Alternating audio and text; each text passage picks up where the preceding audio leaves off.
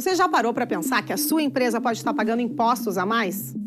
O nosso sistema tributário é bem complexo e é comum as empresas pagarem mais do que o devido. Saiba que é possível recuperar os valores dos últimos 5 anos e reforçar o seu caixa. A Fortus Tax é especialista no assunto e já ajudou muitas empresas nos seus 18 anos de atuação. E o mais importante, você só paga pelo serviço depois que o dinheiro estiver na sua conta. Fortus Tax. Pagar o justo é o nosso forte.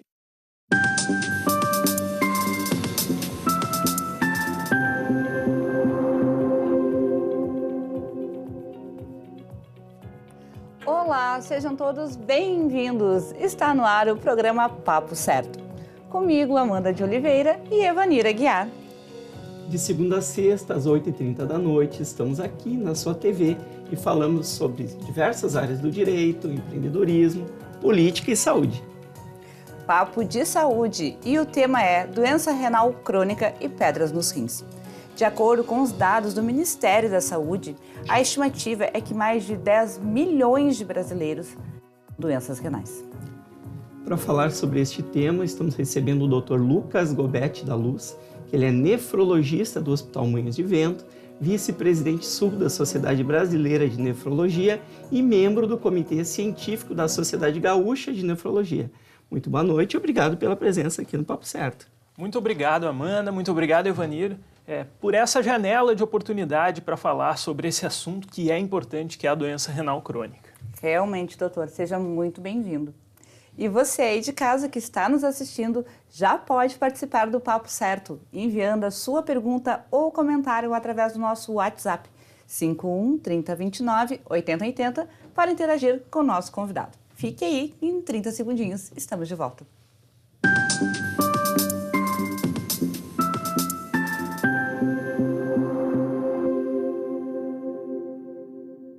Tá difícil encontrar o profissional certo para a sua empresa? Precisa de alguém detalhista para aquela vaga no financeiro? Quem sabe um criativo para o marketing? Ou ainda, alguém focado em resultados? A Fortus RH utiliza técnicas de seleção e processos estruturados, realizando entrevistas, aplicando provas e testes específicos. Tudo isso para buscar a pessoa certa para a vaga certa. Fortus RH. Conectar pessoas é o nosso forte.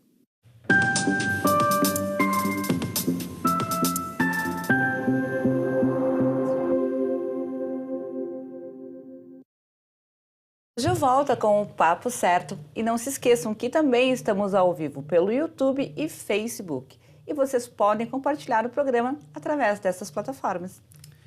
Doutor Lucas, então, para começar nosso Papo Certo de hoje, para que servem os rins e onde eles estão em nosso corpo? Olha, Ivani, os rins, a gente pode pensar neles como se fosse um grande filtro, né, que separa aquilo que a gente precisa do que a gente não precisa. E eles estão localizados na nossa barriga. São 2 rins, então, um de cada lado, principalmente embaixo aqui das costelas, mais para trás e mais para o lado, mas eles estão aqui na barriga. E, doutor, o rim, sabemos que é um órgão fundamental, né, para o nosso organismo. E quem tem problema no rim morre mais? Morre mais. Tu sabe que tem uma máxima muito interessante. A gente, é normal, toda a população sabe sobre o colesterol, que colesterol alto mata. Mas a creatinina alta, que é o principal marcador renal, uma creatinina alta mata mais do que um colesterol alto. Então, a gente pode dizer que o paciente com doença renal crônica, ele morre mais. Nossa, é um dado surpreendente. Sim. Porque as pessoas se preocupam tanto normalmente com o colesterol, né? Porque ele está mais em volta à sociedade, que as pessoas falam sobre a gordura, enfim, e acabam deixando o rim de lado. É interessante. O paciente, o renal crônico, ele pode ter 9, 10 vezes maior risco cardiovascular, maior chance de ter infarto e AVC também. Imagina, a pessoa tem um AVC e o problema é renal. Então, é realmente muito importante cuidar dos rins. Por falar nisso, é possível viver com apenas um rim? É possível, Ivani. Tem muita gente que vive com um rim só, né? Tem pessoas que descobrem ao longo da vida, aí, pessoas de 40, 50 anos e descobrem que eu tenho um rim só, né? Tanto é possível que existe a doação do rim, né, no transplante renal. Tem o paciente que pode doar um rim para um irmão que tem problema no rim, para um familiar, para um filho. É possível. Possível viver com um rim apenas. Mas consegue viver normalmente, doutor? Fazer todas as atividades, enfim? Consegue viver normalmente. É claro que a pessoa que tem um rim apenas, né, ela tem que tomar mais cuidado, né, porque ela tem uma reserva renal menor. É uma pessoa que não pode ficar hipertensa, não pode ficar diabética, porque tem um rim só, né? Mas um rim, ele é capaz aí, de suprir as necessidades do nosso organismo. Nós falávamos na insuficiência renal. Explica pra gente, por favor, então, o que é a insuficiência e quais são as principais causas. Tá. Insuficiência renal é quando o nosso rim ele funciona menos que o normal ou para de funcionar. E as principais causas no Brasil e no mundo acabam sendo hipertensão e diabetes. Tem alguns reumatismos, pacientes que têm muitos cistos nos rins, tem algumas doenças genéticas, hereditárias, mas o principal para a gente realmente acaba sendo hipertensão e a diabetes. Hipertensão e diabetes. Então, hipertensão relacionada a sal, diabetes, açúcar. Então, a gente está falando aqui dos dois principais causadores aí, talvez, um problema renal, excesso de sal e excesso de açúcar. Isso aí. Ou não cuidar do equilíbrio desses dois. Isso aí. Os dois venenos brancos que a gente tem, os três, né? Cocaína, o sal e o açúcar, né? Os três matam bastante. Outro dia a gente estava, inclusive, entre nefrologistas comendo, e aí nós estávamos comendo uma batata frita e outro colega disse, me alcança aquele veneno branco ali. E aí, mas é isso, tá? Eu lhe ofereci, então, um café agora, poucos minutos, com um veneno branco também. Isso, e eu pedi sem açúcar. Sem veneno. O doutor tomou sem açúcar. Isso vale também para o adoçante, doutor? Tem esse efeito do açúcar? Não, para o rim, aí o adoçante está mais liberado do que o sal. É claro que a gente está brincando, dá para usar sal e açúcar com parcimônia, né? Mas pacientes que são renais crônicos ou têm fator de risco têm que realmente tomar muito cuidado com essas duas substâncias. Muito bem. Quais os principais sintomas de que tem um rim que não funciona bem?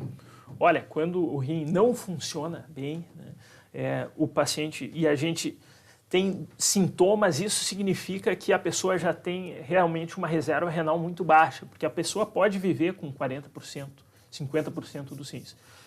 Abaixo dos 30%, 20%, aí começa inapetência, náusea, a pessoa não está sempre cansada, de manhã cedo acorda com enjoo, não consegue tomar o café da manhã, tem a pressão mais alta, às vezes um pouco de falta de ar e o inchaço, são alguns dos sintomas. Inchaço nos pés, no calor que se diz. Isso, inchaço nos pés, né? Principalmente começa de baixo para cima, a pessoa acorda às vezes com os olhos um pouco inchados também, em volta do olho são... Então fica bem atento, né? Porque às vezes a pessoa trata um problema cardíaco, né? Um problema vascular, enfim, e nem se dá conta que, na verdade, o que está causando seu problema é uma insuficiência renal. Isso é muito interessante, até no pronto-socorro, às vezes o paciente chega com um inchaço, todo mundo chama o cardiologista olha e diz, pô, isso aqui é do nefrologista. Chama o pessoal do rim aí, que dessa vez eu não sou o culpado. Então, cuidar dos rins é cuidar de todo o corpo, tem que começar pelos rins. Isso Ele aí. tem influência em todos os órgãos do corpo. Quando o rim começa a funcionar um pouquinho pior, o coração sofre, né? Porque acumula água, o coração tem que bater com uma quantidade de sangue que ele não está acostumado, às vezes acumula água e o pulmão sofre, a pessoa tem falta de ar. Então, o rim não costuma doer, o que é bom e é ruim, né? Às vezes a pessoa tem uma doença avançada... Só uma pedra nos rins. Uma pedra no rim dói, mas a insuficiência renal não dói, o rim. Mas aí, para descobrir a insuficiência renal, que tipo de exame que faz, doutor? Então, tem 3 tipos de exames que podem nos dar um norte que tem algum problema acontecendo no rim. Um deles é um exame de imagem, ultrassom, que é comum a gente receber o paciente sem exame de sangue. Às vezes é um paciente que vem do ginecologista, que fez um exame de imagem, ultrassom, olhou, olha só, tem um rim, os 2 rins tão pequenininho, vamos mandar para o nefrologista. Então, tem o exame de urina, e o exame de urina ele pode nos dar muita informação, né? Todo mundo tem uma história pessoal, eu mesmo tenho uma história de um amigo meu, que uma vez ele chegou, fez xixi no quintal da casa, no interior, chegou outro dia, o pai dele falou, olha só, tem um monte de abelha ali, o que está acontecendo? E ele foi ver a urina dele e tinha açúcar, e ele tinha diabetes, né? Então a urina pode nos dar várias informações, incluindo essa, e também o exame de sangue, tá? E aí o principal exame de sangue, que a população até tem que pensar, é a creatinina, né? Assim como a gente sabe, às vezes o nosso colesterol é 200, está alto, também seria bom saber a creatinina, né? Que é um exame muito barato que dá para fazer aí, tem no acesso público pelo SUS aí, no programa de saúde da família. A pessoa pode, por iniciativa dela, pedir que o médico da família dele lá solicite esse exame? Pode. Ou ela tem que aguardar estar doente, ter um destes sintomas para pedir esse exame? Eu gosto sempre de falar sobre prevenção, né, que a prevenção é o melhor remédio, né, doutor?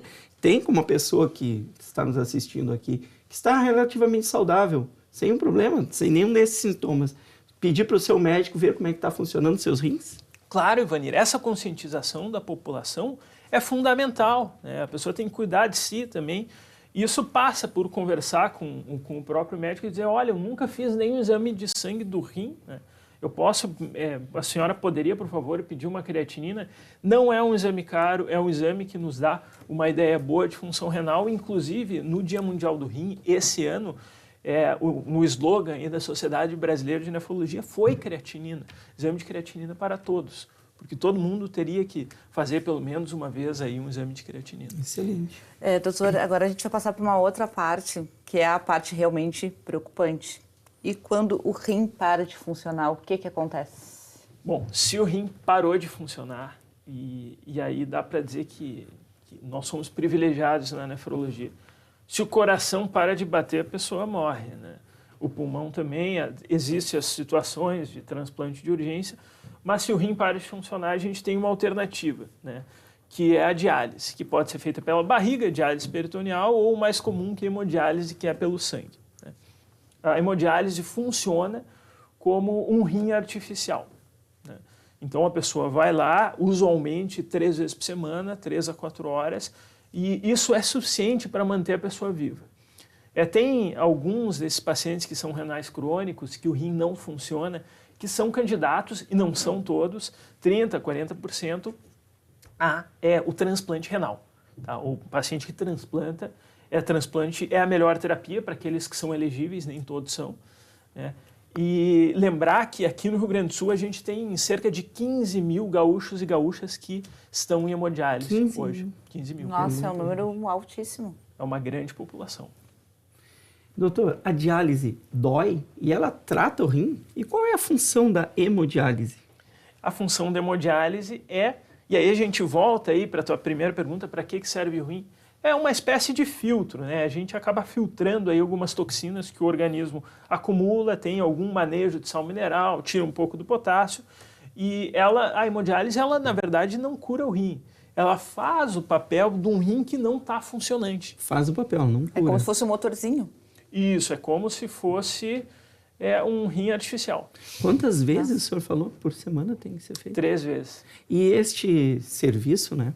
Ele é oferecido pelo SUS. Para quem não tem condições, então, de um plano de saúde, enfim, o nosso SUS oferece esse tratamento? Oferece, e que bom que tu tocou nesse ponto, Ivanir, porque daí tu me dá uma janela de oportunidade para fazer um disclaimer, né?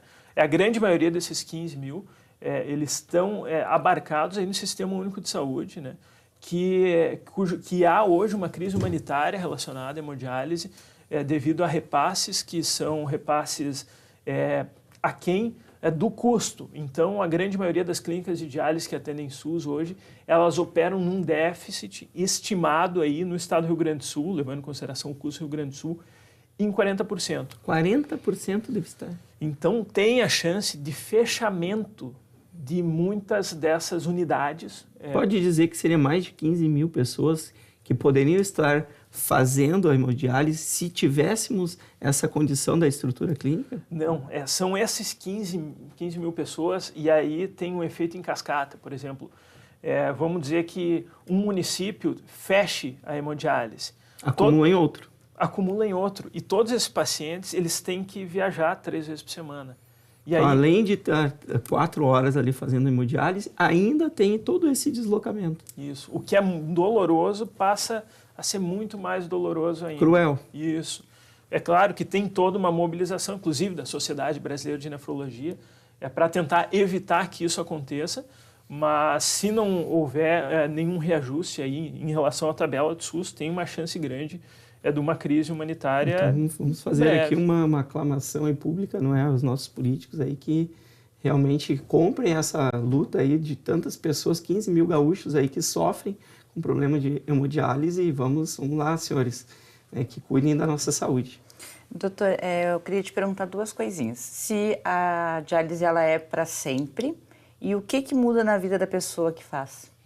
A diálise costuma ser para sempre e tem alguns casos quando a pessoa entra em hemodiálise que ela consegue sair em um curto espaço de tempo. Quando ela vai ficando, passou 1, 2, 3, 4, 5 meses, provavelmente ela vai ter que ficar dialisando, excetuando se ela consegue um transplante renal.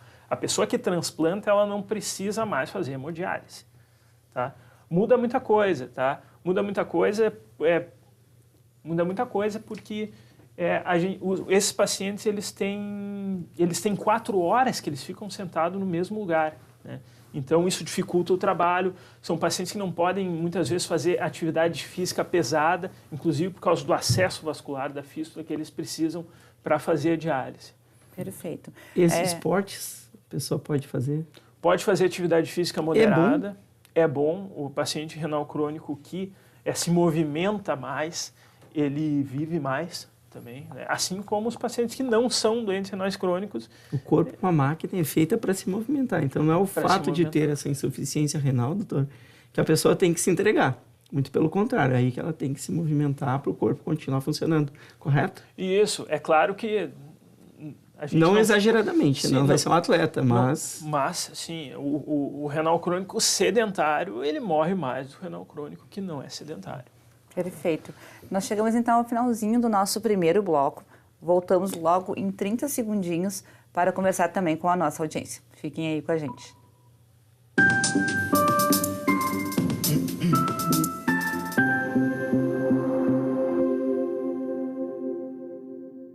Em tempos de juros altos, margens reduzidas e incertezas, rever estratégias é fundamental para manter o seu negócio competitivo.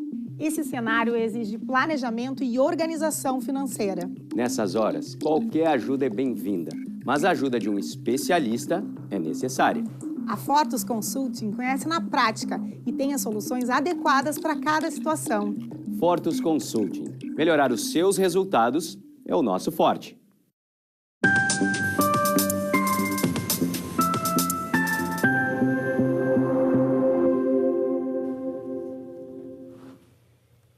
Viram como foi bem rapidinho? Nós já voltamos. E eu quero aproveitar para te convidar para nos seguir nas redes sociais e também te lembrar que estamos ao vivo nos principais canais digitais como NET, Claro, Vivo e Tubarão. Doutor Lucas, como prevenir insuficiência renal? Beber água faz bem para os rins? Beber água é necessário para os rins. A pessoa que tem um rim saudável, né? A gente fala em água aí pelo menos 1 litro, 2 litros por dia. A pessoa que tem pedra no rim, litíase renal, ela deve beber o suficiente para fazer 2 litros de urina. Quer dizer que ela tem que beber bastante água, né? Mais que isso não tem benefício. E como prevenir, não muda muito da prevenção da doença cardiovascular, né? Combate aí a obesidade, combate a hipertensão, e aí a gente está falando realmente do sal e do açúcar, né? De uma pessoa que tem pressão alta, ter essa pressão alta bem controlada, assim como o diabetes. E doutor, como tu disseste, né, que através da urina consegue-se perceber muitas deficiências. Explica para nós, por favor, como que é o tipo da urina que se percebe que tem algo estranho acontecendo no organismo? Essa pergunta nos remonta a 400 anos antes de Cristo. Hipócrates já descrevia que a urina ela podia ver muita coisa diferente. Aí, por exemplo, quando a gente olha a urina e a urina está da cor da água, muito provavelmente a gente está tomando muita água, essa urina está diluída. Se é uma urina mais alaranjada, mais escura, a gente precisa tomar água. Porque então, essa urina... a gente está falando que aqui tem um santo remédio, inclusive indica os sintomas. Isso aí, né? Agora, se essa urina começa a ficar muito espumosa ou começa a ficar de uma cor de sangue, né? A gente, de forma macroscópica, sem microscópio nenhum, consegue identificar que tem algum problema naquela urina. E aí, quando a gente põe no microscópio a urina, aí sim a gente consegue ver sangue, a gente consegue ver outras substâncias, inclusive a proteína que não deveria estar ali e que nos indicam doenças renais. Muito bem. Doutor, quem pode ser doador de um rim? Quem pode ser doador do rim é a pessoa que não tem fator de risco para ter doença renal crônica. Quer dizer, Evani, tu não pode me dar um rim se tu é hipertenso e diabético. Muito provavelmente, mais adiante na tua vida, com a expectativa de vida alta hoje que a gente tem. Eu quero ir aos 120, doutor. Então, é bom ficar com os dois? Não, tu poderia doar o teu rim, desde que tu continues aí bem cuidando da tua saúde. Aí tu me contou antes aí da gente começar as gravações que tu tens todo cuidado com a tua saúde. Sim. Então, não teria problema, tá? Eu queria aproveitar e te perguntar, doutor, quais são os tratamentos que normalmente se fazem para esses tipos de doenças? Não somente as crônicas, né? Mas tive uma pequena infecção. Qual é o tratamento habitual? O tratamento das injúrias renais, das doenças renais, elas dependem da causa. Infelizmente, hoje a gente não tem um comprimidinho assim que a gente vai dar, por exemplo, eu tenho insuficiência renal, vou tomar esse comprimidinho e vai melhorar. Se eu tenho infecção urinária, eu vou precisar tratar provavelmente com antibióticos. Se o meu problema for insuficiência cardíaca, eu vou tratar a minha insuficiência cardíaca, vou dar, seja diuréticos, seja outros remédios. Então, o tratamento das doenças renais é o tratamento da causa. E aí a gente tem causas reumatológicas que a gente precisa dar, lançar mão de corticoides e assim por diante. E também avaliamos, doutor, que tem esse cuidado dos medicamentos, né? Porque daqui a pouco o medicamento para o rim pode fazer mal para o coração. Isso, tem toda uma cascata. Tem aqueles medicamentos que a gente chama de nefrotóxicos, né? Quer dizer, como o rim é um filtro, e eu chamo a atenção que o rim ele é pequeno, ele tem 12 centímetros, 10 a 12 centímetros cada rim, e ali passa 20% do sangue, né? Então é um lugar muito pequeno que tem muito sangue. Então sempre passa todas as substâncias por esse filtro. E às vezes elas fazem mal. São os remédios, as medicações que nós chamamos de nefrotóxicos, né? E aí, principalmente, chamar atenção para os anti-inflamatórios não esteroides, tá? Ibuprofeno, tá certo? Profeno, diclofenaco, que muitas vezes são pessoas que têm problemas osteomusculares. Eu tenho dor nas costas, ficam anos usando essas medicações. E é um medicamento que não tem uma aceitação? Ele é liberado para compra na farmácia livremente, sem necessidade de uma receita médica. É um grande problema a automedicação realmente, né, doutor? Sim, é uma medicação que enche o consultório do nefrologista. Imagina. Porque o rim não recebe bem pelo jeito, então. Não gosta muito. A gente percebe aqui que os rins, ele tanto é reflexo de uma doença, quanto ele também gera, não estando funcionando, outras doenças. Aí a gente está falando de problemas cardíacos, né, entre outros. Então, os rins é como se estivesse no meio de todos os demais órgãos do corpo. Estou falando errado? Não. É interessante que muitas vezes tem um diálogo entre os médicos, né? E tem um diálogo que chega o paciente infartado e aí ele vai para lá, ele vai para o hemodinâmico, o hemodinamicista vai lá botar uma molinha e tal, e olha as coronárias, as artérias do coração ali do paciente. E depois diz, esse cara ele era paciente renal crônico, né? Só pela conformação. E se a pessoa não sabe que é um problema, na verdade, nos rins, nem trata, gera outros problemas, termina tratando o problema, não a causa, né? Isso, e aí a gente volta para aquele ponto da conscientização da população e também do diagnóstico precoce, né? Então não custa nada aí pedir aos médicos, quando for fazer a sua solicitação de exames de rotina, como a gente diz, não é? Aqueles exames periódicos ali. Eu, a cada ano, aí eu faço toda lá uma bateria de exames, incluir aí o de creatinina. Isso, depois da entrevista eu vou perguntar para o Evanir quanto é a creatinina dele, para ver se ele sabe. Mas está normal. Nós vamos passar agora para o momento de interação com a nossa audiência, que nos enviaram perguntas também pelo nosso Instagram, lá, papocerto.com.br. Nossa telespectadora Joana de Viamão, ela perguntou se doença dos rins, ela tem idade ou pode acontecer com qualquer um. Olha, a doença do rim, ela tem alguns picos de incidência, né? Quanto mais idoso, maior a chance de ter doença renal crônica. É claro que tem um processo de senescência do corpo inteiro, né? A nossa pele envelhece, os nossos olhos envelhecem, assim também o rim envelhece. Então, a chance maior é que, com maior idade, tenha problema no rim. Mas existe criança com problema no rim, existe adolescente, existe adulto jovem. E aí, com o tempo, os pacientes que já têm 10, 15 anos de diabetes e hipertensão são aqueles pacientes que começam a aparecer mais com os maior chance. Os jovens também têm doença? Qual o tipo de doença nos rins que acometem os jovens? É um perfil um pouco diferente, às vezes são doenças hereditárias, e aí vale a pena conversar, sempre saber, olha, tem algum tio meu que precisou fazer hemodiálise ou transplante? Tem alguém na família que já teve problema no rim? Então, também tem algumas alterações que a pessoa já nasce, às vezes sem um rim e dá problema, ou alterações também reumatológicas. A pessoa tem lúpus, enfim, outros tipos de doenças menos comuns, mais raras. Doutor, eu vou te fazer a penúltima pergunta, então. Eu quero te pedir para falar sobre como que está a fila do transplante.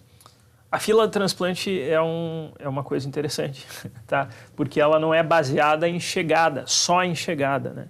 Quer dizer, quando uma pessoa é alistada, é feita uma coleta do sangue daquela pessoa que tem insuficiência renal e o rim que vai ser disponibilizado depende muito da compatibilidade. Quer dizer, não adianta a pessoa estar há 10 anos ali e a gente oferecer um rim que aconteceu hoje, e as pessoas não ficam 10 anos na fila, ficam muito menos, e ela rejeitar amanhã. Então, o rim costuma ir, geralmente, para aquela pessoa que é mais compatível. Tá? E aí, a gente faz uma análise no paciente que vai doar o sangue, né? Às vezes é uma pessoa com morte cerebral, que o sangue ainda está circulando, às vezes é uma pessoa que é um doador vivo, e a gente cruza os dois sangues para ver se um rim é compatível com a pessoa que vai receber. Tá? Então, a fila do transplante depende fundamentalmente disso. Tá? Claro que tem pessoas que precisam de um transplante de urgência, porque não conseguem fazer hemodiálise, porque não têm acesso, mas são situações de exceção. Tá? Perfeito. Muito bem. E quem quer ser doador, o que deve fazer? Bom, quem quer ser doador tem que deixar expresso, tá, para a família, porque, por exemplo, frente a uma fatalidade, um exemplo prático. Teve um acidente aqui na 116, o paciente foi levado para uma UTI, entra em morte cerebral, quer dizer, o cérebro não tem mais algumas funções, mas o rim está funcionando. Esse é um paciente que é candidato a transplante. Tá? Esse cara é candidato a transplante. Os médicos e a equipe ali da UTI, eles vão abordar os familiares. Olha, se não tiver nada escrito, né, pelo próprio paciente, eles abordam os familiares. Dúvida, temos pouco tempo aqui, uns 2 minutinhos apenas, mas eu tive hepatite e eu pedi para colocar na minha carteira de motorista que eu não sou doador, até por não causar um problema em quem for receber meus órgãos. Quem teve alguma doença como hepatite, ele fica impossibilitado de ser doador? Essa pergunta, um minutinho, doutor. Essa pergunta é uma pergunta complicada, tá? Porque as legislações, elas dependem de país para país, estado a estado. No Brasil? Então, tem alguns lugares que eles... Se o paciente for, por exemplo, tiver alguma sorologia positiva, e aí vai depender de cada sorologia, ele pode aceitar rim de sorologia positiva. Entendi. Então, depende do órgão. Depende do tipo de sorologia do órgão. E aí a gente poderia ficar aqui mais alguns minutos, algumas horas. Vamos convidá-lo para voltar, então, doutor, porque assim, o Papo Certo chegou ao final. E eu quero te agradecer, então, pela tua presença, pelas informações e esclarecimentos.